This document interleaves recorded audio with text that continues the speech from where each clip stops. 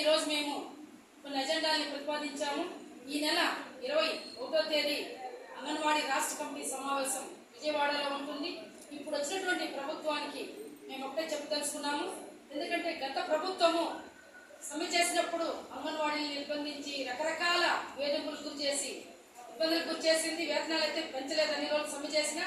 అప్పుడు ఈ యొక్క తెలుగుదేశము 3 నెలల్లో మేము ప్రభుత్వంలోకి వచ్చిన వెంటనే కూడా మీ యొక్క సమస్యల్ని పరిష్కరిస్తామని చెప్పారు. మేము ఒకటే కోరుతున్నాం, మీ యొక్క ప్రభుత్వాన్ని మినీ అంగన్వాడీ వర్కర్లు మెయిన్ చేయాలి, అలాగే గ్రాట్యుటీ అమలు చేయాలి, అంగన్వాడీ వర్కర్కు వేతనాలు పెంచాలి, ఇంకా నాణ్యమైనటువంటి ఫుడ్ని అంగన్వాడీ కేంద్రాలకు సప్లై చేయాలి. ఇంకా చాలా సమస్యలు కూడా ఉన్నాయి. అలాగే ఐసీడీఎస్ కు బడ్జెట్ ని కేటాయించి మా యొక్క సమస్యల యొక్క ప్రభుత్వం దృష్టికి తీసుకుని వెళ్తాము. వెంటనే కూడా ఈ యొక్క ప్రభుత్వం స్పందించి మాకు వేతనాలు పెంచేదానికి, మా యొక్క సమస్యల్ని పరిష్కరించేదానికి కృషి చేస్తారని చెప్పి మేము ఆశిస్తున్నాము.